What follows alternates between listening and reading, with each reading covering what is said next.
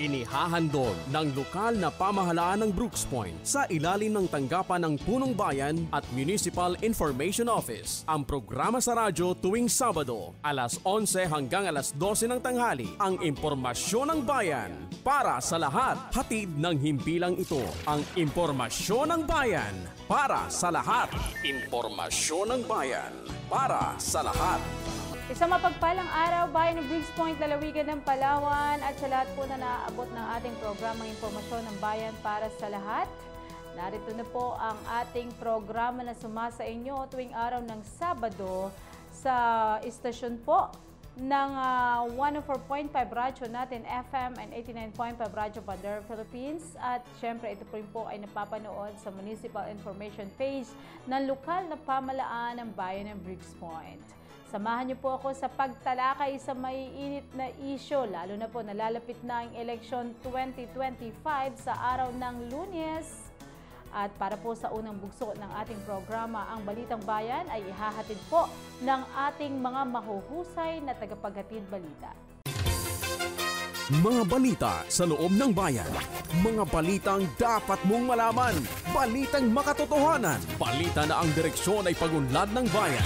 Balitang Bayan. Magandang araw ng Sabado. Ngayon po ay ika-10 araw ng Mayo, taong 2025. Ako po si John Ezekiel Virgenio mula sa Southern Palawan Christian Academy of the Philippines Incorporated. At ako naman po si Juliana Gonzalez. Kami po ang maghahatid ng makabuluhang balitang bayan na aming nakalap sa bayan ng Brooks Point ngayong linggo. Narito ang ulo ng mga balita na inahayag sa atin ng SBCA News Team. Mga balita sa loob ng bayan. Mga balitang dapat mong malaman. Balitang makatotohanan. Balita na ang direksyon ay pagunlad ng bayan. Balitang Bayan. Interagency Council Against Trafficking and LGU Dialogue on Strengthening Response to Human Trafficking. Tutukan. MTF-ELCAC at MPOC muling isinagawa ang Serbisyo Caravan 2025. Bayan ng Brooks Point nagsilbing host sa sibat training ng Southern Palawan Volunteers ngayong taon. Tourism Infrastructure and Enterprise Zone Authority bumisita sa tanggapan ng Municipal Administrator. Kaugnay ng balitang ito, Municipal Tourism Office tinalakay ang inauguration ng Tourist Dress Area in Brooks Point sa kanilang pagpupulong. Refresher Chrome Workshop on AIP, Budgeting and Formulation at tagumpay na idinaos sa Convention Center ng Bayan ng Brooks Point. Resulta ng monitoring and evaluation of local level plan implementation ng Provincial Health Office sa Bayan ng Brooks Point tinalakay sa Municipal Nutrition Committee meeting. Brooks Point Cacao Growers Meeting, pinangunahan ng Office of the Municipal Agriculture. U.S. Civil Affairs Team nagpasalamat sa tanggapan ni Mayor Benedito sa katatapos lang na Balikatan Medical and Dental Mission sa Barangay Ipilan. At tindakan sa dalan at awarding ceremony ng Scholar ng Bayan Olympic Games 2025 at tagumpay na idinaos. Magbabalik ang SBCA News Team para sa mga detalye ng Balitang Bayan. Mga balita sa loob ng bayan. Mga balitang dapat mong malaman. Balitang makatotohanan. Balita na ang direksyon ay pagunlad ng bayan. Balitang Bayan. At nagbabalik ang ating Balitang Bayan. Tayo po ay nanatiling nakatutok sa programang ito para sa ating unang balita, Interagency Council Against Trafficking and LGU Dialogue on Strengthening Response to Human Trafficking, tutukan. Tunghayan natin ang detalye sa balita ni SBCA News Reporter Cedric Del Gonzalez. Balitang Bayan. Noong Miyerkules, ika-23 ng Abril 2025, bumisita sa bayan ng Brooks Point ang mga kinatawan na Interagency Council Against Trafficking mula sa iba't ibang tanggapan sa national, regional at municipal levels upang magsagawa ng dialogue. Tinalakay dito kung paano mapapalakas ang mga programa at hakbangin upang mapanatili ang kaligtasan at kapakanan ng mga mamamayan, lalo na sa laban sa mga mapanlinlang na alok ng illegal recruiters. Batay sa mga datos na nakalipas na taon, natukoy na ang Brooks Point ay isa sa mga lugar na nagiging daanan ng ilang kababayan nating naglalakbay patungong ibang-ibang bansa sa pag-asa makakahanap ng magandang trabaho at kabuhayan. Sa kasamaang palad, may mga pagkakataong hindi naaabot ang mga pangakong ito at nagiging mapanganib ang kanilang kalagayan.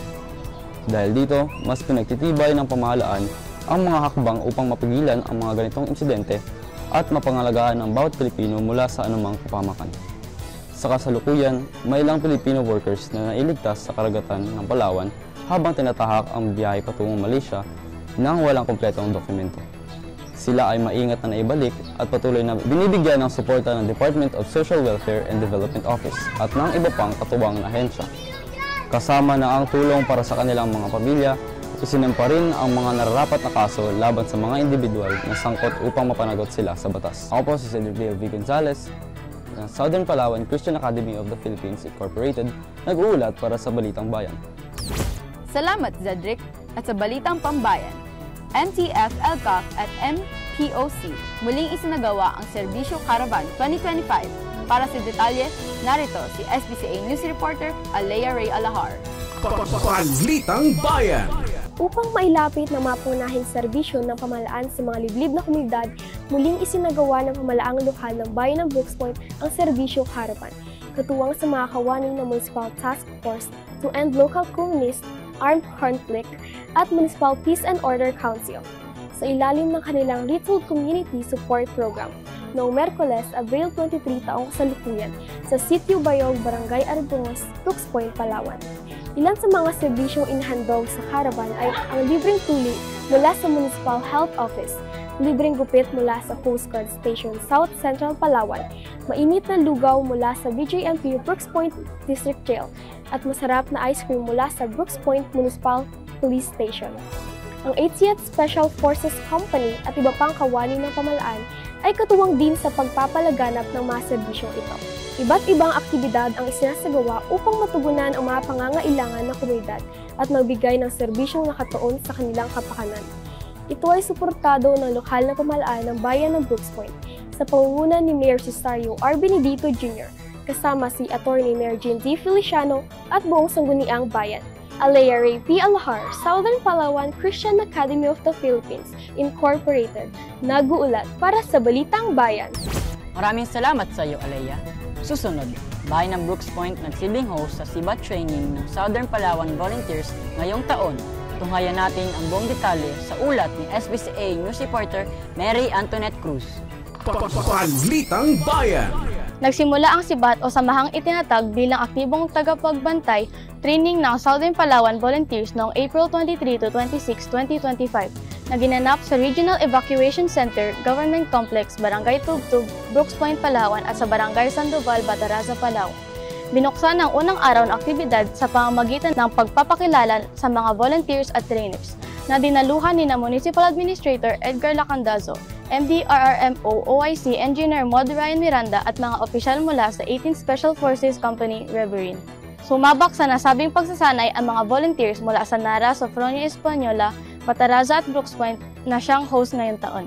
Matapos ang matagumpay na pagsasanay, sila ay bahagi na ngayon ng Civilian Volunteer Organization at Force Multipliers na sinanay sa mga kursong Tactical Combat Casualty Care, Report Writing, IED Awareness, WPS Awareness, Land Navigation, Small Unit Tactics, Rifle Familiarization and Gun Safety, Arnis and Basic Disarming Techniques, at live fire exercise upang mas palakasin ang kanilang kapasidad sa pagpapanatili ng kapayapaan at seguridad sa kanilang komunidad. Lubos ang pasasalamat ng pamahalaang bayan ng Brooks Point sa pamumuno ni Mayor Cesario R. Benedito Jr. kasama si Vice Mayor Attorney Mary Jean Feliciano at ang buong sangguniang bayan sa lahat ng tumulong at sumuporta.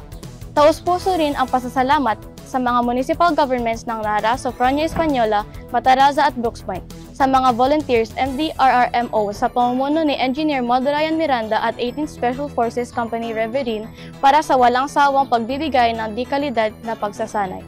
Mary Antoinette Cruz, Southern Palawan Christian Academy of the Philippines Incorporated, nag-uulat para sa Balitang Bayan. Salamat sa iyo, Mary. Tourism Infrastructure and Enterprise Zone Authority bumisita sa tanggapan ng Municipal Administrator. Sa ulat ni SBCA News Reporter Kahisha Bani. Balitang Bayan. Bumisita sa tanggapan ni Municipal Administrator Edgar Lacandazo, sina Tourism Infrastructure and Enterprises Zone Authority Construction Management, Department Manager, Engineer Amalita S. Caganda at YESA Project Manager Engineer Salvador Raboy III. Umaga ng Biyernes, April 25, 2025, kaugnay ng kanilang pagsasagawa ng ocular inspection sa Brooks Point Tourist Rest Area bago ang araw ng inaugurasyon sa darating na Mayo 16, 2025. Bahagi ng Standard Operating Procedure ng Kagawaran ng Turismo ang pagkakaroon ng ocular inspection sa mga ginagawang proyekto ng gobyerno upang matiyak kung ito ba ay pasok sa mga plano at kalidad ng kabuuan bago ito buksan at ipagamit sa publiko ng pagmatagalan. Layunin din ito na maiwasan ang anumang posibleng kapahamakan at mabago pa ang maaga ang mga understandard na bahagi ng konstruksyon sa ginagawang gusali. Pinasalamatan naman ni Municipal Administrator Lacandazo ang pagbisita ng mga kawani ng naturang ahensya at inaasahan umano ng pamahalaang lokal ng bayan ng Brooks Point ang magandang resulta ng ginagawang inspeksyon bilang bahagi ng paghahanda sa nalalapit na pagbukas ng Brooks Point Tourist Rest Area. Aisha Bani, Southern Palawan Christian Academy, nag-uulat para sa Balitang Bayan. Maraming salamat, Kaisha. Samantala, kaugnay ng balitang ito, Municipal Tourism Office tinalakay ang inauguration ng Tourist Rest Area in Brooks Point sa kanilang pagpupulong. Narito ang ulat ni SBCA News Reporter John Mark Virginio. Balitang Bayan. Maagang nagpulong sina Municipal Administrator Edgar Lacandazo bilang kinatawan ni Mayor Cesario R. Benedito Jr. ang ilang kawani ng pamahalang lokal ng bayan ng Brooks Point upang talakayin ang ipresenta ang magiging daloy na programa at aktibidad sa paparating na Inauguration Day ng Brooks Point Tourist Rest Area sa darating na Mayo 16 taong kasalukuyan. Ang pagpupulong na ito ay ginanap sa New Conference Room ng New Municipal Building, Barangay Tubtob, Brooks Point, Palawan. Kabilang sa mga dumalo sina Municipal Tourism Officer Arlene Piramide, Municipal General Services Officer Rebecca Gadayan, Municipal Planning and Development Office Representative Engineer Degger John Molinedo, Municipal Engineering Office Representative Engineer Sam Valdestamon at mga kawani ng Philippine National Police. Ang inaugurasyon ng naturang Tourism Rest Area ay inaasahang dadaluhan ng mga VIP visitors mula sa Department of Tourism National Office. Kabilang ang ilang mga panauhin mula sa Mimaropa Tourism Office, Puerto Princesa Tourism Office at ng iba pang bayan sa parting norte at timog bahagi ng lalawigan ng Palawan. Ayon sa mensahe ng Municipal Administrator Lacandazo, makakayang maisakatuparan ang lahat ng nakasaad sa programa ng mga aktibidad kung magkakaisang magtulungan ang mga nakatalagang opisina sa iba't ibang gawain upang maging matagumpay at kahanga-hanga ang kalalabasan ng pagso-showcase ng kalidad ng serbisyo na maibibigay sa mga magiging bisita at turistang mag-a-avail ng amenities ng Brooks Point Tourist Rest Area para sa mga biyahero sa lalawigan ng Palawan, partikular dito sa bayan ng Brooks Point. J.M. Virginio, Southern Palawan Christian Academy Incorporated, nag-uulat para sa Balitang Bayan. Salamat sa iyo, JM. Susunod, Refresher CUM Workshop on AIP Budgeting and Formulation matagumpay na idinao sa Convention Center ng Bayan ng Brooks Point. Balitang hatid sa atin ni SBCA News Reporter Keith Chloe V. Badenas. Balitang Bayan. Matagumpay na isinagawa ang Refresher CUM Workshop on AIP Budgeting and Formulation na dinaluhan ng mga representative mula sa bawat departamento ng pamahalaang lokal ng bayan ng Brooks Point at ng mga national government agencies noong Martes, April 29, 2025 sa Convention Center, Barangay Poblacion, District 2, Brooks Point, Palawan. Ang Refresher CUM Workshop ay naglalayong muling linangin ang kasanayan ng bawat tanggapan sa paggawa ng Annual Investment Plan, Budgeting and Formulation upang mas maging akma ito ayon sa format ng pamahalaan. Dumalo rin si Municipal Administrator Edgar P. Lacandazo bilang kahalili ni Mayor Cesario R. Benedito Jr. Nag-iwan ng kanyang mensahe bilang pakikiisa sa mga partisipante.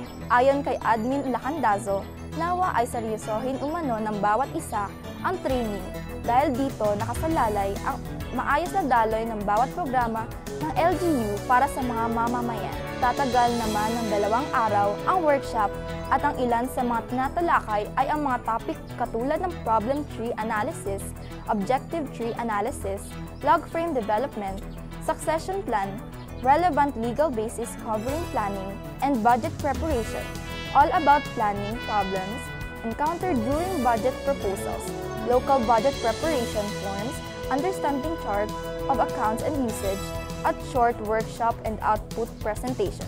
Keith Chloe V. Badenas, Southern Palawan Christian Academy of the Philippines Incorporated, nag-uulat para sa Balitang Bayan. Maraming salamat sa iyo, Chloe. Samantala, resulta ng monitoring evaluation of local level plan implementation ng Provincial Health Office sa bayan ng Brooks Point, tinalakay sa Municipal Nutrition Committee meeting. Narito ang ulat sa atin ni SBCA News reporter Jonah May Benitez. Balitang Bayan. Nagtipon ang mga kawani ng Municipal Nutrition Committee sa conference room ng New Municipal Building, Barangay Tubtob, Brooks Point, Palawan noong Martes, Abril 22, 2025 upang talakayin ang naging resulta ng monitoring and evaluation of local level plan implementation na ipinresenta ng Provincial Health Office Nutrition Program Monitoring Team. Dumalo sa pagpupulong sina Municipal Administrator Edgar Lacandazo bilang kinatawan ng MNC Chairperson at Mayor Cesario R. Benedito Jr., MHO Officer Dr. Lovelyn R. Setoza, MNAO Designated Lorraine F. Abiog at iba pang miyembro ng komite upang malaman ng updates ukol sa presentasyon. Tinalakay sa pagpupulong ang mga problemang ikinaharap sa serbisyong nutrisyon tulad ng kawalan ng LGU lactation stations na layuning magkaroon ng maayos na lugar para sa mga nagpapasusong ina. Bilang tugon, sisikapin ng MNNC na tugunan ang mga kakulangan upang mapabuti pa ang serbisyong nararapat sa mga mamayan. Iminungkahi rin ni Municipal Administrator Lacandazo ang patuloy na paglalagay ng lactation stations sa papublikong lugar at ang paghikayat sa mga opisina at establishmento na magkaroon ng breastfeeding-friendly spaces. Jonah May Benitez, Southern Palawan Christian Academy of the Philippines Incorporated, nag-uulat para sa Balitang Bayan. Salamat sa iyo, Jonah May. Brooks Point Cacao Growers Meeting, pinangunahan ng Office of the Municipal Agriculture. Sa ulat ni SBCA News reporter Nizert May Bangona. Balitang Bayan. Nagkaroon ng pagpupulong at samahan ng cacao grower farmers ng bayan ng Brooks Point nitong araw ng Biyernes, ika-25 na Abril taong kasalukuyan sa Convention Room ng Office of the Municipal Agriculture OMA Building, Virgilio Street, Barangay Poblacion, District 2, Brooks Point, Palawan.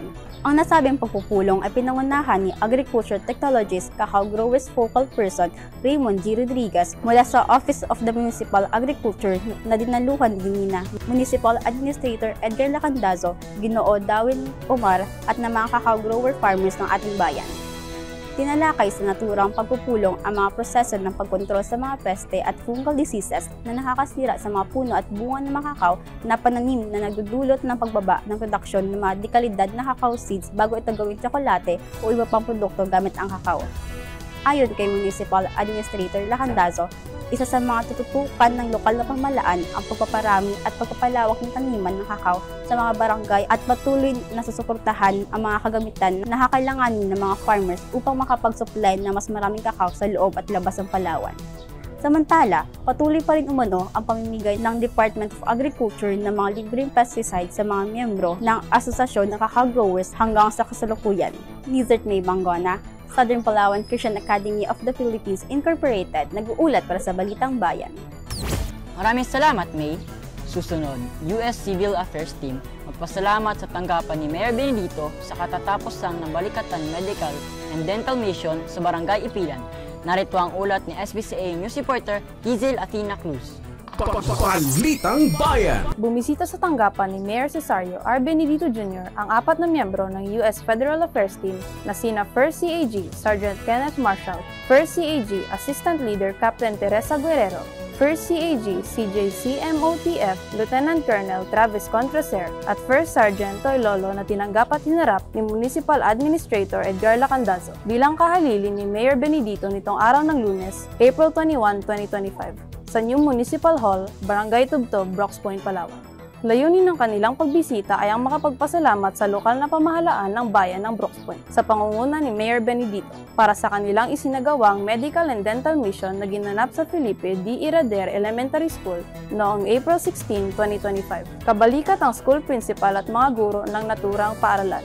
Tumanggap din ang mga batang mag-aaral ng iba't ibang school items, bitamina, gamot, at iba pang pangangailangan sa pangangalaga sa kalusugan ng mga kabataan. Gizel Athena Cruz, Southern Palawan Christian Academy of the Philippines Incorporated, nag-uulat para sa Balitang Bayan. Salamat sa iyo, Gizel, at indakan sa dalan ang awarding ceremony ng Scholar ng Bayan Olympic Games 2025. Matagumpay na itinaos Balitang hatid sa atin ni SPCA News Reporter Ada Baderas. Balitang Bayan. Matapos ang halos isang buwan na pagdiriwang at tagisan ng talento sa larangan ng palakasan, matagumpay na nagtapos ang Scholar ng Bayan Olympic Games 2025 sa Indakan sa Dalan at awarding ceremony noong Lunes, Abril 28, 2025 sa Octagon Plaza, Barangay Poblacion, District 2, Brooks Point, Palawan. Sa pangunguna ng Community Affairs Office o CAO na pinamumunuan ni CAO Designate Ireneo Maestre Campo III. Naging matagumpay ang naturang Olympic Games kung kaya't nararapat lamang na isagawa ang awarding ceremony upang bigyang parangal ang mga natatanging scholar na nagpamalas ng kanilang galing sa nasabing Olympic Games. Bukod dito, isinagawa rin ang Indakan sa Dalan 2025, ang pinal na kompetisyon kung saan 6 na clusters ng barangay ang lumahok para sa isang mass dance competition na may temang kultural. Itinanghal na kampiyon ang tribong Mangyan na kinabibilangan ng mga scholar ng barangay, Amas, Uring-Uring at Sarasa. Dumalo rin si Municipal Administrator Edgar Lacandaso bilang kinatawan ni Mayor Cesario R. Benedito Jr. upang magpaabot ng pagbati sa mga scholar ng bayan ng Brooks Point. Kanyang pinuri ang CAO sa kanilang ahdikain na magpaabot ng kasiyahan at oportunidad sa mga magigiting na estudyante ng ating bayan. Ada Badenas, Southern Palawan Christian Academy, nag-uulat para sa Balitang Bayan. Maraming salamat, Ada. Manatiling nakatutok sa pakikinig at panonood sa atin ng programang Impormasyon ng Bayan para sa lahat. Susunod na sa ating programa ang Talakayang Bayan. Ako po si Jan Ezekiel Virginio. At ako naman po si Juliana Gonzalez. Kami po muli ang Southern Palawan Christian Academy of the Philippines Incorporated o ang SPCA News Reporters na naghahatid ng Balitang Bayan. Mapagpalang araw sa lahat, Bayan ng Brooks Point. Mga balita sa loob ng bayan. Mga balitang dapat mong malaman. Balitang makatotohanan. Balita na ang direksyon ay pagunlad ng bayan. Balitang Bayan. Maraming salamat sa ating mga masisipag na reporters at sa inyong mga makabuluhang balita. Susunod na po ang Talakayang Bayan pagkalipas lamang ng ilang sandali. Talakayang Bayan. Masusing pag-uusapan ang mga programa at proyekto ng bayan. Talakayang Bayan. Ilalahad ang mga plano at direktiba ng pamahalaan. Pag-aaralan ang bawat anggulo ng sitwasyon. Lilinawin ang bawat issue. Magbibigay ng matalino at makabuluhang talakayan. Talakayang Bayan. 2 araw na lamang ay muli na namang magaganap ang makasaysayang synchronized and congressional and local election, excluding po ang regional and barangay levels ngayong May 12, 2025. Millions of Filipinos will once again exercise their rights to vote para po sa kanilang mga napupuso ang mga kandidato na nais ihalal bilang bagong leaders po for national and local positions. And alam po natin na napakalaki po ng ginagampanang papel ng COMELEC upang maging matagumpay po ang halalan. Sila po ang mga experts sa mga panuntunan, of course, sa mga alituntunin din when it comes election. Kaya naman, ngayong umaga ay mapalad po tayong makapanayam ang election officer po dito sa bayan ng Brooks Point dahil despite of his busy schedule ay napaunlakan niya po tayo sa one-on-one interview dito po sa ating programang Impormasyon ng Bayan para sa lahat. Of course, sa segment po ng Talakayang Bayan. Siya po ay mahusay sa kanyang panunungkulan. Ano po? At talagang sa matagal na panahon na pagkakilala ko sa kanya, siya po ay dedicated sa kanyang trabaho. Walang iba ang ating election officer, Sir Raymond Gardoze. Sir, magandang umaga po. Magandang araw sa inyong lahat. Magandang araw sa ating mga tagapakinig at taga-subaybay. Alright. Ayan, mga kababayan, alam ko excited na ang lahat na makapanayam or marinig ano po ang mga mahahalagang impormasyon patungkol po sa eleksyon dahil 2 araw na lamang po ay mangyayari na ang inyong pagpili, ang inyong pag-exercise, ang pag-exercise ng bawat isa ng kani-kanilang mga karapatan upang ihalal ang kanilang mga napupusuang kandidato. Unang katanungan, sir, hindi na natin pahahabain pa sa ilang araw po ng eleksyon. Kamusta na po ang sitwasyon at preparation para sa election 2025? Unang-una, nagpapasalamat ako sa imbitasyon para makapagbigay alam tayo sa ating mga kababayan. Yung pagdating sa iyong tanong, mga nakaraang buwan, mga nakaraang araw, nagkaroon po tayo ng tinatawag nating training seminar ng ating mga magiging poll workers, yung ating mga kadalasan guro po yung nagsisilbi sa ating halalan. Nagkaroon sila ng training papaanong gumamit ng machine. Yung machine po na gagamitin kasi natin ngayon, 2025 elections, ay bago po. Yung mga nakarang eleksyon, hindi na po natin ginamit yun. Yes po. So, yung ACM na ang tawag, hindi BCM, ACM na po yung tawag natin. Mga bagong machine, mas madali po siyang gamitin, kaya po hindi nahirapan yung ating mga guro sa kanilang pagsasanay. Anyway, 2 days po sila nag-train, na-certify po ng ating DOST na capable silang humawak ng mga machine at maayos naman po. Itong mga nakarang araw din lang, ginawa po natin yung tinatawag nating final testing and sealing. May 6 po yun. May 7, sorry. May 7 po ginanap kung saan ititest po kasi yung machine, yung accuracy niya, yung kakayanan niyang pagbilang, tsaka yung pagiging handa ng machine para sa darating na Lunes. So far, siguro masasabi ko nasa 90% na tayo. Na-ready po. Na-ready. Ayan, mga kababayan. At alam niyo, itong machine na ito, isa rin po ako sa nag-testing. Dahil excited ako sa ating bagong machine. Talagang, kahit dot lang, sir, nababasa niyan. Binaba po kasi yung threshold Ginawa siyang 15%, pero ibig sabihin ng 15% kung yung bilog na ganun, 15% lang ma-shade, ika-count niya. Kaya medyo binaba nga para po baka sakaling kontian lang. Kaya lang po, napaka-sensitive naman niya. Yes po. Kaya nga po ina-advise natin sa ating mga kababayan, sa ating mga botante, na hanggat maaari fully shade. Oo, kasi may posibilidad kasing basahin or hindi ng machine. Sayang naman Sayang yung boto. Pag na tayo makipagsapalaran doon sa X o kaya check o kaya tuldok, talagang fully shade po yung ina-advise namin. Ayan. So, thank you, sirs. And para po sa kalaman, sir, ng ating mga kababayan, sino-sino po yung mga maaaring makakapasok at makapapanatili lang po sa loob ng precinct? Ganito, ang allowed po, persons allowed sa loob ng polling place, yung tinatawag nating presinto. Polling place, yung room yan ng bawat eskwelahan na ginagamit natin sa eleksyon, kung saan nandun yung mga precinct number, clustered precincts. Siyempre, ang allowed dyan yung ating mga EB. Yung mga nag-serve, 3 po yan sila. Chairperson, poll clerk, tsaka third member. May support staff po yan sila. Pwedeng po yung mga teacher? Karamihan. Kasi po ang qualification ng electoral board, hindi na po kasi mandatory ngayon na teacher. So parang voluntary na sa part nila. Pero siyempre sila pa rin po yung kinukuha natin dahil sila po yung mga sanay sa pag-serve. Yung 3 EB, may support staff, minsan isa, minsan 2, depende po sa dami kasi ng hawak nilang botante. Mayroon po yung supervisor pa. DepEd supervisor, tinatawag, na kung saan siya yung in-charge sa buong school. Mayroon pa siyang support staff na isang administrative support staff at mayroon pa siyang technical support staff. Bawat voting center, lahat po yan nandyan, yung mga yan. Lahat po yan may naka-ID na galing sa amin. Kaya madali po silang ma-identify. At allow din po sa loob ng polling place ang watchers. Pero one at a time. Hindi po pwede mag-stay. Ibig sabihin kung halimbawa sa isang grupo ng kandidato, 2 po ang allowed sa batas. Pero isa-isa lang po ang pasok.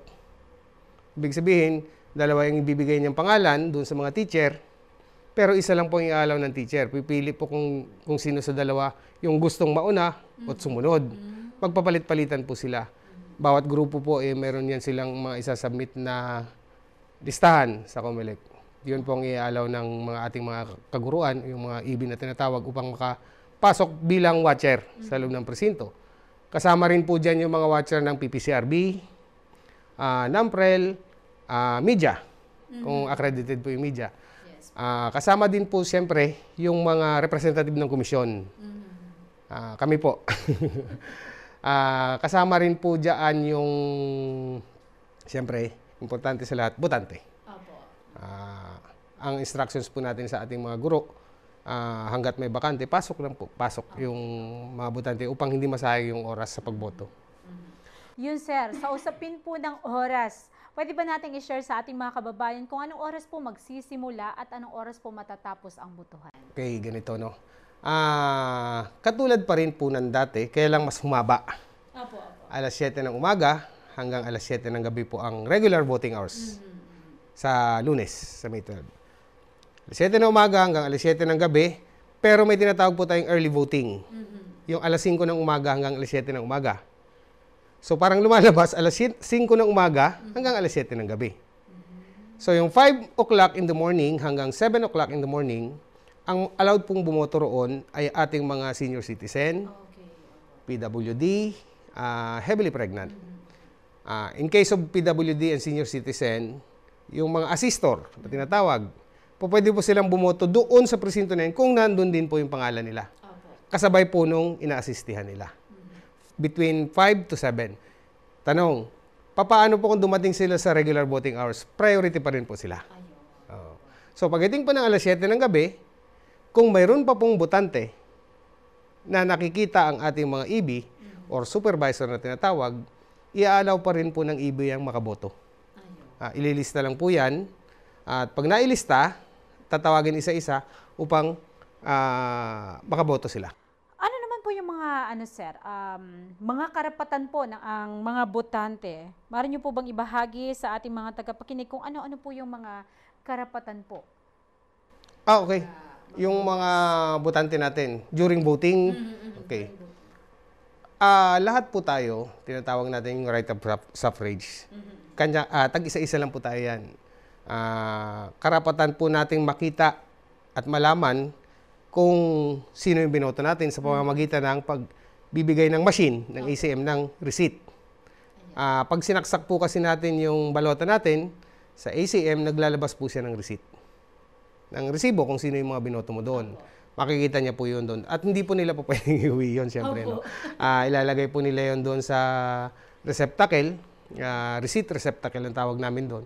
Sa tabi ng ballot box na malaki, doon po nila ihuhulog yung receipt nila. Karapatan din po nilang kumuha kung halimbawang illiterate sila or PWD. Karapatan po nilang magkaroon ng assistor. Yun yung writer na tinatawag. Opo, yung writer na term, pero assistor po yung tamang term doon. Okay. Ang qualification po kasi ng assistor, dapat po at least 18 years old. Hindi kailangan registered voter. Basta 18 years old pataas, pwede na yun. Kailangan ba sir register yun sa COMELEC o hindi naman? Hindi naman po. Kasi may pipirmahan po yan, kinukuha yung pangalan ng ibit, nilalagay sa minutes. Dapat kamag-anak niya hanggang 4th civil degree. Hindi lang po yung basta kamag-anak. Tatlo po yan. Ang po pwede mag-assist, kamag-anak hanggang 4th civil degree. Ang 4th civil degree po hanggang 1st cousin. So 2nd cousin, hindi na siya pasok sa batas. At lalo na 3rd cousin, lalo na yung iba. By affinity and consanguinity. So yung pangalawa, na tinatawag nating qualification para mag-qualify sa assistor na tawag, same household. So, ibig sabihin ng same household, nakatira kayo sa isang bubong lang ng bahay. Ibig sabihin, isang bahay lang tinitira ninyo. Hindi po magko-qualify dyan yung mga leader-leader. Kung pumasok siya dun sa kamag-anak, po pwede po yun. Hanggang 4th civil degree. So, ang last, EB. Ang po pwede mag-assist. Ano naman yung EB, sir? Yung electoral board. Okay. Yung tatlo yon, yung chairman, chairperson, poll clerk, or third member. Sila po unlimited. So, hindi po pwedeng sabihin lang ni chairperson o ni poll clerk o ni third member, ako lang. Dapat po yung botante ang magsasabi kung sino yung gusto niya dun sa tatlo. Hindi po pwedeng sabihin ng EB na ako ang magsusulat sa'yo. Bawal po yun. So, yung karapatan ng botante na pumili, nandun po sa kung hindi pumasok yung dalawa na kamag-anak, hanggang first cousin na tinatawag, same household, nakatira sa isang bahay, EB na po. Yun po. Yung unang dalawa na yan, hanggang 3 beses lang po pwedeng mag-assist. Kasi po, iniiwasan din natin siyempre yung baka marami silang maisulat. baka marami maisulat. Nagusto. Opo. Anyway, may oath po yan, ano? May oath po yan. Lahat po ng assistor, magsusumpa po yan sa mga EB na isusulat nila kung sino yung sasabihin ng inasistihan nila. Opo. So, para in case na magkaroon ng problema pagdating ng araw, pwede po sila magkaroon ng kaso na perjury. Kasi nagsumumpa sila eh. Opo, ganun po yun. Okay. Nako, ang sayang talakayan ito mga kababayan dahil nadadagdagan pa yung ating mga kaalaman. Ito naman sir, advice po para sa ating mga botante para mas maging mapabilis po yung proseso po ng kanilang pagboto. Ano po ba yung mga dapat gawin ng mga botante? Kasi 2 days na lang po, election na. Kaya nga po, matagal na pong nasa mga barangay hall or barangay, tawag dito, barangay officials. Pinapost po namin yung listahan ng mga botante, bawat barangay, na nakikita po yan dyan. Tanungin lang po nila sa barangay officials nila kung saan yung mga list of voters na tawag. Hanapin po nila yung precinct number nila. Yes po. At the same time, yung sequence number. Say for example, ang precinct number is 1A. Pang ilan ka sa 1A? Halimbawa, pang number 67. Yun lang po isusulat mo. So, pagkatapos noon, hahanapin mo kung anong room ka. Naka-cluster po kasi. Sa isang clustered precinct, minsan 3, minsan 4, minsan 5 o 6. So, sama-sama kayo doon. 1,000 registered voter po kasi ang maximum ng isang presinto. So, ibig sabihin, maaring sa isang presinto, maaring 5 o 6 na presinto. So, dapat alam mo kung anong precinct number mo at sequence number mo. Madali na rin pong makita. Kasi po yung listahan natin yan may litrato at colored. Pati po yung nasa labas na nakapost, sa labas ng room, ng polling place, may litrato na rin po yun. So, hindi sila magkakamali. Pag nagkamali pa sila, either sinadya nila yun o naging kapabayaan ng EB. Sir, may singit ko lang, sir. Alam niyo ba kung, or ilan po ba yung ating mga botante dito sa Brooks Point? Nasa, yung eksakto po, medyo nakalimutan ko. Nasa 51,000 something. Opo. Medyo pataas. marami din pala. Opo. And ano-ano naman po ang mga hindi dapat gawin ng mga botante para hindi ma-invalid ang kanilang boto dahil sayang Ayan po, kasi machine po yung magbibilang. Okay. Machine po magbibilang. Hindi na po tao. Opo. Hindi na po katulad ng mga barangay election na manual. Ito po automated eh. Kaya ina-expect natin na maging mas mabilis po talaga yung result. Depende po yan sa pagdating din ng tao. No? Dapat po hindi sila mag-overvote. Ano yung overvote? Say for example, isa lang ang kailangan. Governor. Party list, vice governor, mayor, vice mayor. Tag-isa-isa lang po kailangan yan. Isa lang po dapat i-shade nila. Yan po tinatawag natin na pag nagkamali ka, hindi mo na po pwedeng baguhin yun. Kasi hindi mo po pwedeng burahin. Marker po ang ginagamit natin doon. Permanent marker po yun. Pag isa lang pong hiningi, isa lang dapat i-shade. Pag dalawa po ang sinade mo o nung botante, hindi po ika-count yung particular lang na boto kung saan nag-overvote. Ibig sabihin, kung governor, dalawa yung na-shade niya, yung governor lang po yung invalid. So, walang ika-count dun sa governor lang. Pero sa the rest ng binoto niya, ika-count naman po yun. Wala pong problema tayo kung halimbawa ang tinatawag naman nating undervote. Ano yung undervote? Halimbawa, sa senator, 12 ang kailangan. 10 lang ang gusto ko. Pwede po yun, 10 lang.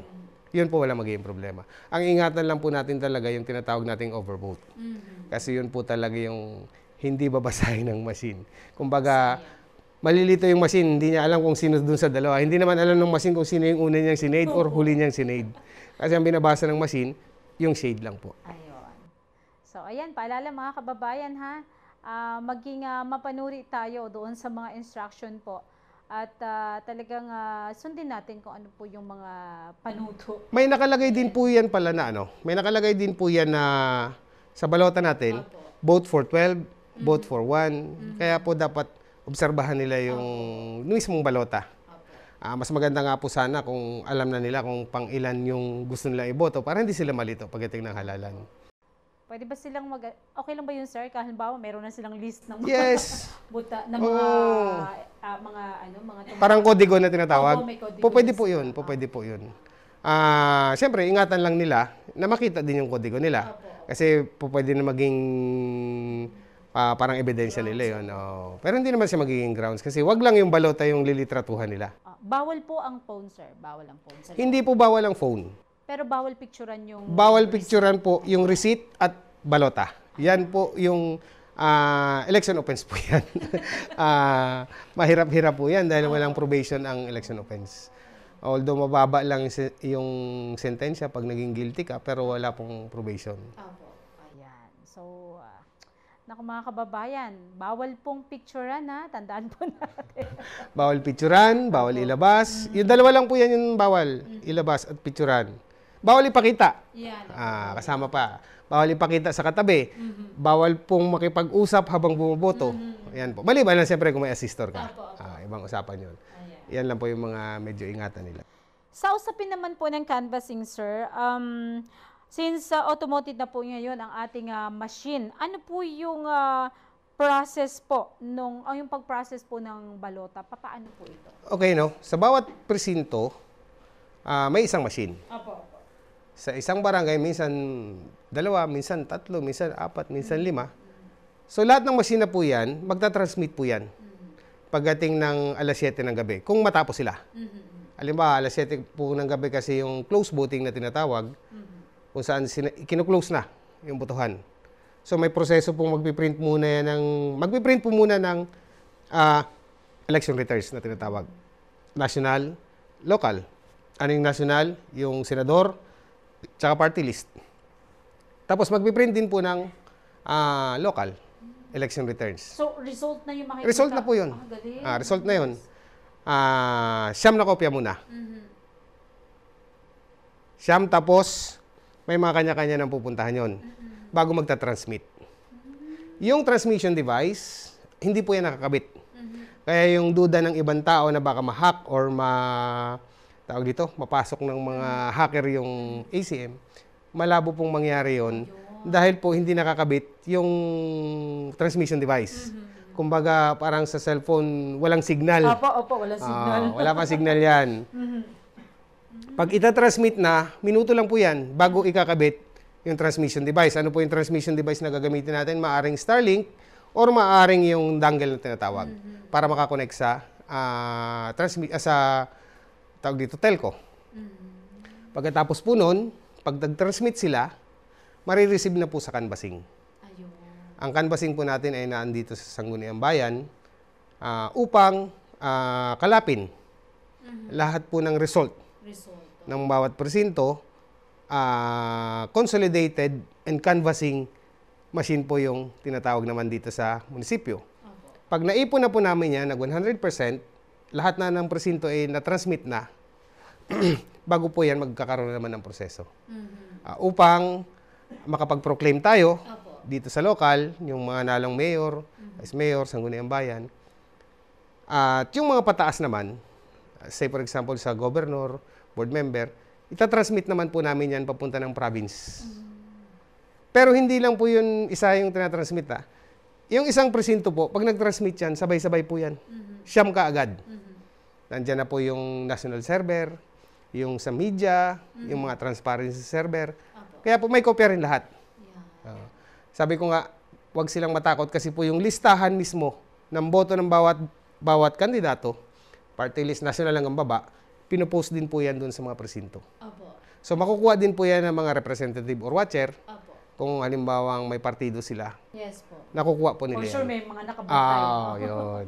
So makukuha nila yan. Pag-transmit sa amin dito sa canvassing, kung ano yung transmit ng halimbawa, precinct number 1, plus third 1, pagbato dito sa amin, may kopya po yan yung mga abogado nila dyan. Opo. So alam na nila, mas minsan nauna pa sila nakakaalam. Sa amin kasi kinoconsolidate na lang namin. Para kumbaga ito total namin. Nauna po talaga na nalalaman ng iba. Kasi mabilis po sila magkwenta. Sa amin po, hanggang din nag-100% din namin ma-compute. Kasi machine din po mag-compute. So lahat po ng presinto, may kopya yung mga abogado nila. Alam na nila. Isa may GC pa yan. Yun. Ilan ang kamisok dyan sa barangay Yun po, ganito? mabilis po. Official nga lang yung sa kanila. Yung sa amin po kasi yung official. Apo. Ayan. Naku, nakaka-excite mga kababayan dahil 2 days na lang nandoon yung kaba, of course, kung sino po kung sino po ang maihalal, yun po ang kalooban ng Panginoon sa Tama atin. po tayo. Natatawa nga po ako. Sabi ko, minsan natatawa ako na nag-iisip din minsan. Puro kaibigan ko po kasi yung mga kandidato natin dito. Puro mga matagal ko nang kakilala. Mayroon akong hindi maipoproclaim, mayroon akong maipoproclaim na kaibigan. Normal po yung kasama po siguro sa buhay yan. Kaya lang, wala po tayong magawa, trabaho po eh. Opo, doon tayo sa legalities and of course doon po tayo at hindi lang po ako yung bumuboto, yun po yung boses ng bayan na tinatawag.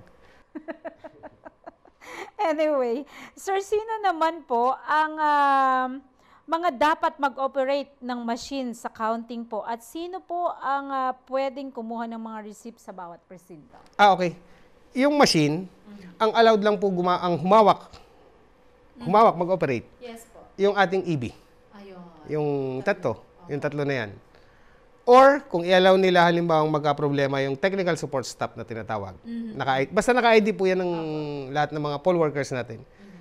Minsan po, yung kabilang presinto may alam din, pwede pong magtulong yung kabilang presinto. Basta i-allow po nung particular na electoral board. Hindi natin maiwasan minsan maaring magka-problema dahil po machine lang yan. Pero may contingency plan na rin po kaming susundin dyan. So ang allowed lang po talaga yung ating mga poll workers. Hindi po pwedeng, maliban siyempre yung pagpasok ng botante na magsaksak ng balota. Ini-encourage ko po yung ating mga kababayan na sila mismo magsaksak ng balota. Hindi naman po sensitive, hindi katulad nung dati. Paalalay lang sila sa mga teacher o sa support staff, yung mga poll workers natin doon, isasaksak nilang gano'n sa balota. Ay, yung balota sa ISE. Madali po yung kakainin yan. Opo. Anyway, sabi ko nga mga kababayan na testing ko ito and parang walang hassle sa pagboto. Maliban na lang kapag may mag-pressure sa inyong paligid. Wag pa kayo magpapapressure. Kasi, wag naman po masyado matagal, no? Relax lang, pasok natin yung balota. Wag naman po yung abutin ka na ng 1 minuto, napaka-imposible naman na po yun. Kasi i-delay mo masyado yung mga kasunod mo. At wawarningan po kayo ng EB noon kasi delaying tactics na yung ginagawa ninyo. Pagkatapos bumoto, labas na po. Labas na. At saka bumoto tayo ng naayon sa ating puso at konsensya.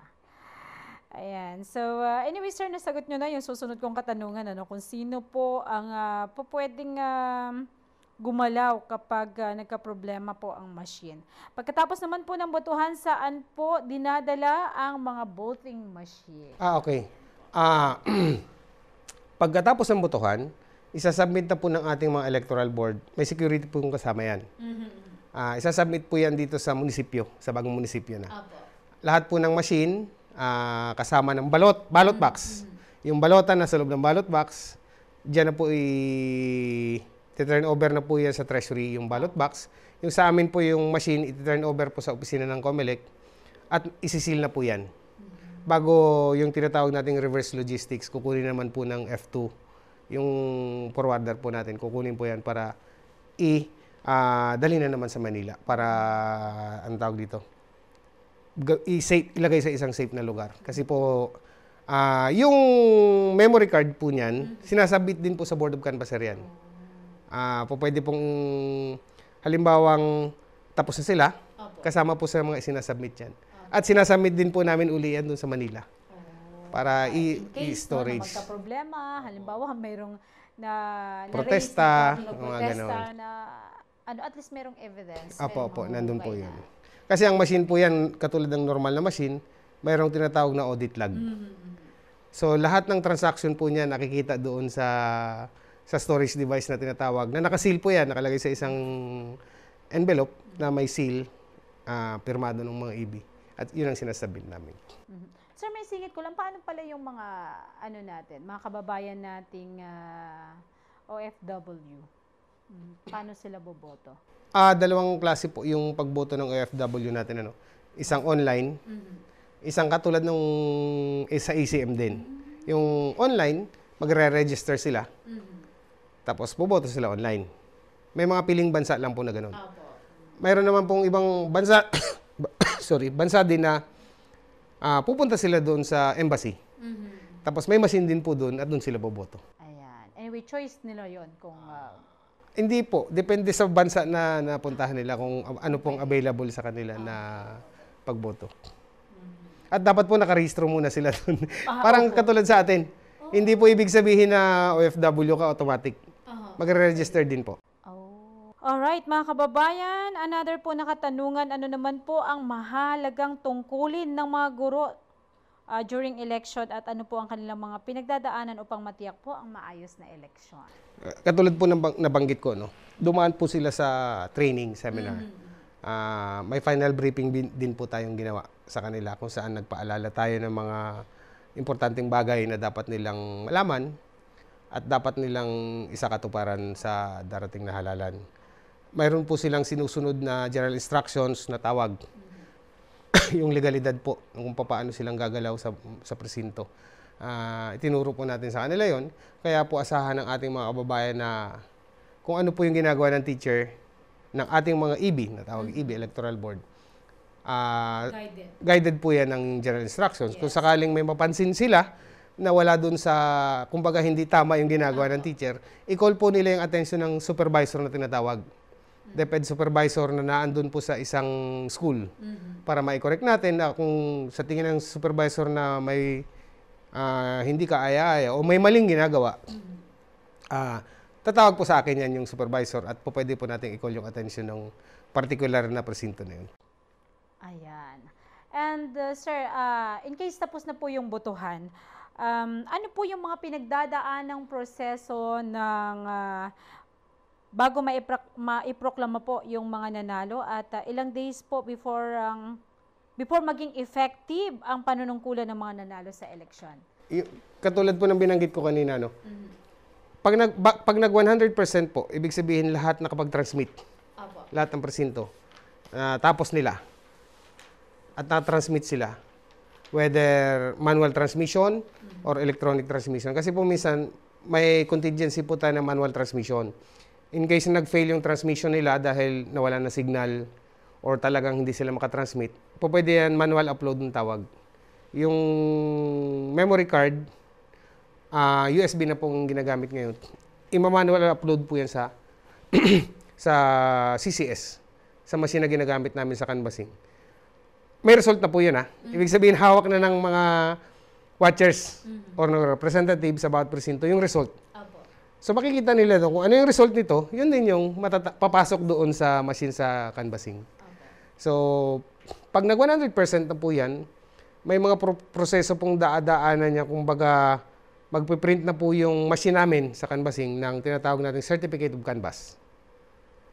Yun yung total. Total nila sa bawat presinto, tapos total nila sa buong munisipyo. Tapos, bago kami magpiprint ng Statement of Votes, yun naman. Tapos, ang pinakahuli, Certificate of Canvass and Proclamation. Yung mga nanalo na po yun. Iba pa po yung pag-oath? Iba pa po yun? Yun na po yun. Yung Certificate of Canvass, COCP ang tawag namin. Certificate of Canvass and Proclamation. Kung saan ipiprint lang ng machine kung sino yung mga nanalo. Tsaka yung boto nila. Yung hindi po nanalo, hindi pinalad, hindi na po kasama doon sa listahan yun. Sino po yung mga magwi-witness, sir, kapag mag-oath po sir? Hindi po oath, proclamation ang tawag. Proclamation. Kasi ang trabaho po ng komisyon namin sa COMELEC, magpa-eleksyon at mag-proclaim.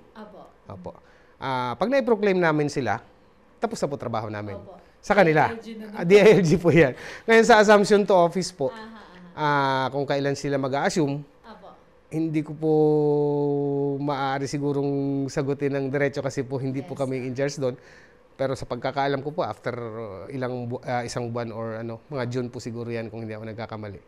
Kasi sa amin po hanggang pag nakaproclaim kami, magta-transmit na naman kami papunta ng province, kailangan mag 100% din yung buong Palawan para makapag-proclaim din yung province. Same with sa national, ganun din po. Yan mga kaibigan, ang aabangan nyo sa susunod na linggo. Dahil sa susunod na linggo po, ang makakapanayam naman natin ang MLGOO ng Bayan ng Briggs Point, si Ma'am Lilet Atienza. Sir, thank you so much sa napakahalaga at napaka-informative po na mga impormasyon mula sa inyo. Baka po may mga karagdagan po kayo o nais sabihin na sa inyo po ang pagkakataon. Opo, maraming salamat ulit. Papaalala ko lang po na sa darating na Lunes, maaga tayong bumoto upang, kasi po masyadong mainit eh. Kung hindi mainit, baka biglang umulan.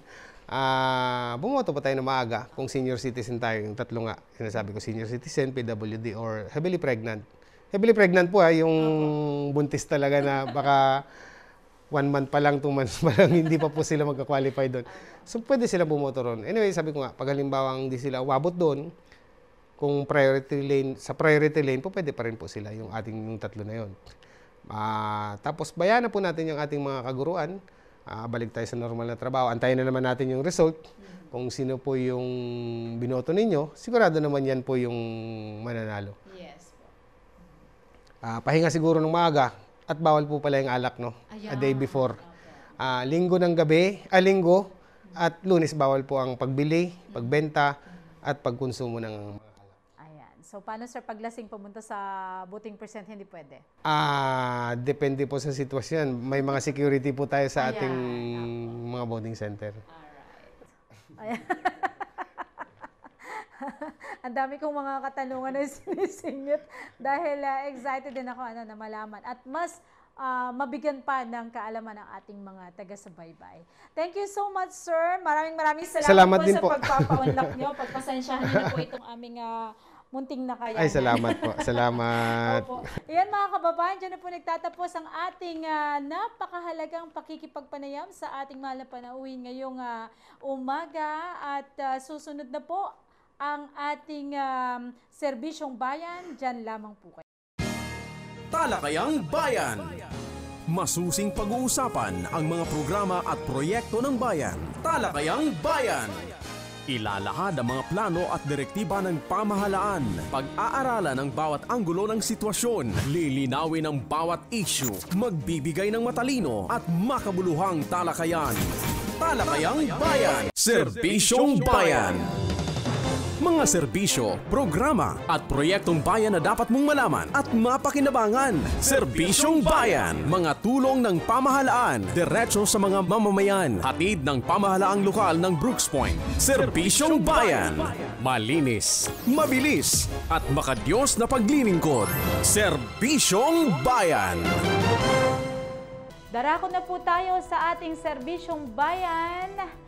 At alam kong naging mainit po ang ating pakikipagpanayam sa ating panauhin, sa ating COMELEC officer, Sir Raymond Gardoze. At syempre napag-usapan nga natin po ang mga makabuluhang usapin patungkol po sa eleksyon. Isang araw na lamang po ang ating inaantay at pagkatapos nito ay magaganap na naman ang isang makasaysayang pangyayari sa ating bayan, di lang sa bayan, kundi sa bansang Pilipinas.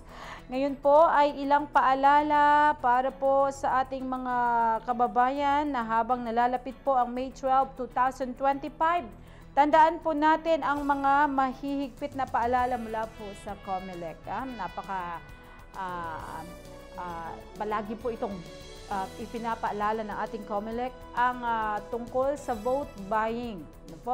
Bagamat wala pang napaparusahan ukol dito, pero baka malay natin ngayon pa lamang po At syempre, bawal din po ang pag-abuse of state and resources. Ayan, ganyan din po ang illegal campaign practices. Ayan, maging mapanuri po tayo sa ating mga botante.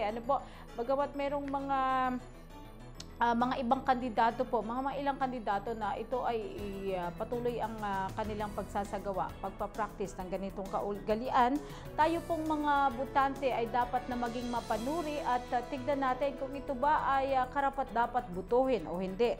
At sa mga nakikita natin na may mga maling gawi. Para po sa inyong kaalaman, pwede nyo po itong i-report sa facebook.com/COMELEC-CKB or kung gusto nyo po, tignan nyo po sa page ng Municipal Information page, nandiyan po yan kung saan po kayo pwedeng lumapit. At paalala din po, ngayong May 12 ay excited po tayong dapat lahat po, inaanyayahan natin na maging excited sa pagboto kasi nakasalalay po sa ating kamay ang paghahalal ng isang matinong leader ng ating bayan. At ang ilan po sa ating mga iboboto, syempre ang hanay ng senador, of course ang party list at ang local officials. Alas 7 po ng umaga magsisimula ang regular voting hours at alas 7 po ng gabi magko-close. So balit para po sa mga persons with disability or pregnant women and of course kasama dito ang mga senior citizen, alas 5 pa lamang po ay pwede na po kayong bumoto kasama po ang inyong mga sisters at ito po ay hanggang alas 7 din po ng gabi. Para po sa ibang gabay, narito po meron tayong 8 steps sa pagboto. Una po, lumapit sa electoral board, sabihin ang presence number at sequence number para po maging mabilis po ang inyong pagboto. Ikalawa po ay titignan po yan ng electoral board kung ang inyong pangalan sa Election Day Computerized Voters List or EDCVL at titignan din po kung may marka na po ang inyong mga kuko, para masuri kung kayo po ba ay nakapagboto na o hindi pa.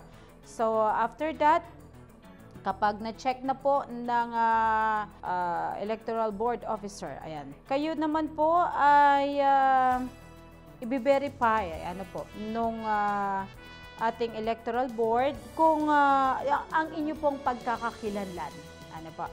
At pagkatapos niyan, kapag na-verify na ng electoral board na walang edible ink ang inyong kuko, meaning hindi po kayo nakapagboto, ay papipirmahan kayo sa EDCVL kung ikaw ay matapos na po ma-verify ng iyong pagkakakilanlan. After that, ipapakita sa iyo ng electoral board chairperson na malinis at maayos ang balota, ilalagay niya ito sa ballot secrecy folder at ibibigay sa iyo kasama ang marking pen. Tandaan po natin ha. At ang kalima naman po ay pumunta na sa voting area, doon po sa upuan at bumoto sa pamamagitan ng maayos na pag-fully shade ng oval ng inyong mga napiling kandidato na nais mong iboto. Tandaan po ha, huwag po tayong mag-overvote. Dahil kapag nag-overvote po tayo, useless po ang ating balota, hindi po yan mababasa ng counting machine. Matapos mag-shade ay ipasok ang balota sa automated counting machine or ACM. Hintayin na lumabas ang resibo at tignan sa screen ang ballot image ng inyong balota. Suriin ang inyong resibo at ilagay sa nakatakdang lagayan. Ibalik ang folder at marking pen. Of course, dahil yan po ay hindi giveaways, At ang ikawalo ay magpalagay ng edible ink sa kuko ng kanang hintuturo at lumabas na ng polling place pagkatapos bumoto. Ayan. So sa isa pa pong gabay, bago po kayo pumunta sa mga respective areas po ng inyong pagbobotohan, ay pwede po kayong gumawa na ng list ng inyong bobotohin para hindi po kayo mahirapang mamili pag mini-mino mo. Especially po kung hindi nyo kabisado yung mga pangalan po, ng inyong mga bobotohin, dapat nakalagay na from your heart. Hindi doon sa dikta ng ating mga kaibigan, kakilala o ng mga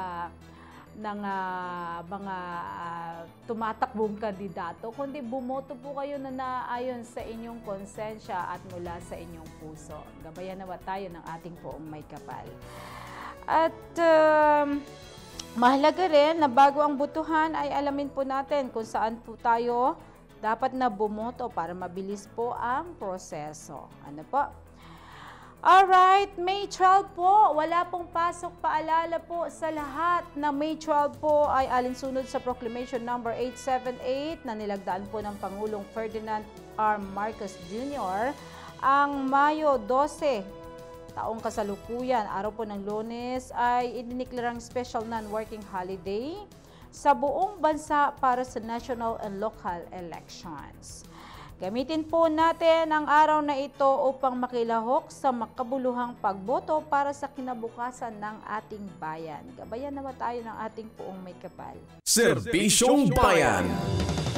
Mga serbisyo, programa at proyektong bayan na dapat mong malaman at mapakinabangan. Serbisyong Bayan. Mga tulong ng pamahalaan, diretso sa mga mamamayan. Hatid ng pamahalaang lokal ng Brooks Point. Serbisyong Bayan. Malinis, mabilis at makadiyos na paglilingkod. Serbisyong Bayan. Diyan na po nagtatapos ang ating isang oras na programa na sumasa inyo tuwing araw ng Sabado. At syempre, sa pamamagitan po ng programang Impormasyon ng Bayan para sa lahat, natin po ng lokal na pamahalaan ng Bayan ng Brooks Point. Ako po, Maria Allen Galicia Archie, ang naghahatid sa inyo ng Balitang Bayan, Talakayang Bayan at Serbisyong Bayan. Isang mapagpalang araw po. Handa ka na bang bumoto sa 2025 national and local elections? Sa May 12, 2025, boboto tayo para sa senador at party list at para sa mga lokal na opisyal. Ang regular na oras ng botohan ay mula alas 7 ng umaga hanggang alas 7 ng gabi. Para sa mga persons with disability, senior citizens, kasama ang kanilang assistors kung ang mga ito ay rehistradong botante din ng kaparehong polling place at gayon din ng mga buntis, maaari silang bumoto ng mas maaga. Sa pamamagitan ng early voting hours, pwede na silang bumoto simula alas 5 ng umaga. Para sa inyong gabay, ito ang 8 hakbang sa pagboto. Una, lumapit sa Electoral Board at sabihin ang inyong pangalan, precinct number at sequence number. Ikalawa, titingnan ng Electoral Board kung ang inyong pangalan ay nasa Election Day Computerized Voters List o EDCVL at titingnan din kung may marka ng indelible ink ang inyong kuko. Ikatlo, kung walang marka ng indelible ink, i-verify ng Electoral Board ang inyong pagkakakilanlan at papipirmahin ka sa EDCVL. Ikaapat, ipapakita sa iyo ng EB chairperson na maayos at malinis ang balota. Ilalagay niya ito sa ballot secrecy folder at ibibigay sa iyo kasama ang marking pen. Ikalima, pumunta sa voting area at bumoto sa pamamagitan ng pag-fully shade ng oval bago ang pangalan ng kandidato na nais mong iboto. Tandaan, huwag mag-overvote. Ika-6, matapos mag-shade ay ipasok ang balota sa Automated Counting Machine o ACM. Hintayin na lumabas ang resibo at tingnan sa screen ang ballot image ng iyong balota. Ika-7, suriin ang inyong resibo at ihulog sa nakatakdang lagayan. Ibalik ang folder at marking pen. At ang huli, magpalagay ng indelible ink sa kuko ng kanang hintuturo. Lumabas na ng polling place pagkatapos bumoto. O diba, madali lang. Kaya bumoto na sa makabagong halalan para sa makabagong Pilipino. Isang paalala mula sa Commission on Elections. Para sa karagdagang impormasyon, bisitahin ang mga official social media accounts ng COMELEC.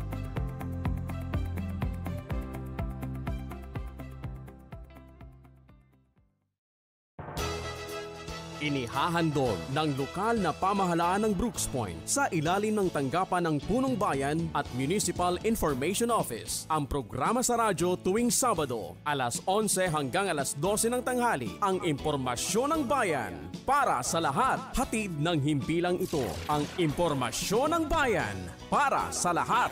Impormasyon ng bayan para sa lahat.